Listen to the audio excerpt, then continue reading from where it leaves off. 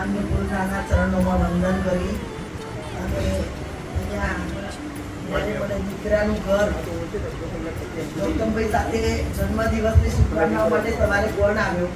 એમને મને વાત કરી તો મને એવું થયું કે મારા જન્મદિવસે અહીંયા આટલા બધાના દર્શન કરી અને જે આનંદ મળે એથી મારા જન્મદિવસનું બીજું વિશેષ કશું હોય જ ના શકે.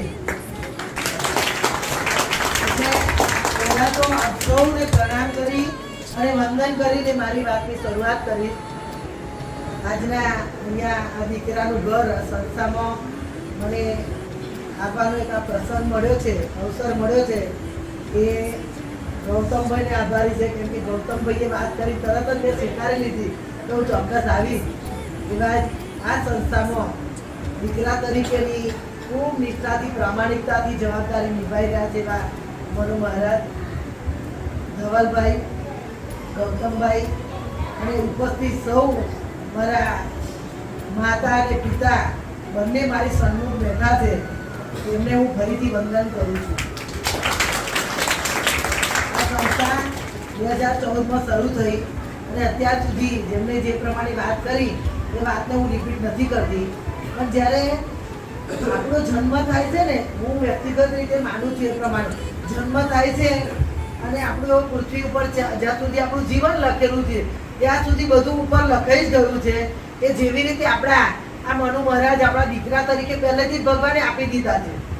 ભલે આપણે એમને જન્મ આપ્યો આપણા દીકરા દીકરીઓને, પણ એ આપણી સાથે નથી રહી શકતા. પણ એ આપણો પૂર્વજન્મના જે કંઈ આપણા કર્મ છે એના માટે થઈને આપણો દીકરો આપણને આપી દીધો છે. એટલા માટે આપણને દીકરો સાચવી રહ્યો છે.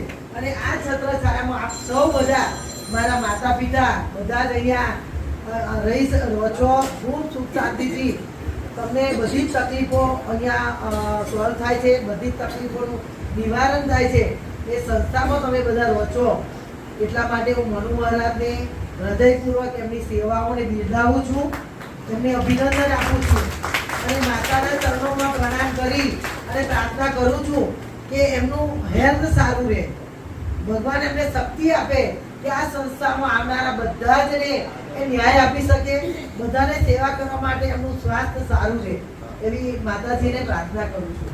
બીજું કે અહીંયા જેટલા પણ અહીંયા બેઠેલા વડીલો બધા જ મારા માતા પિતા સમાન છે.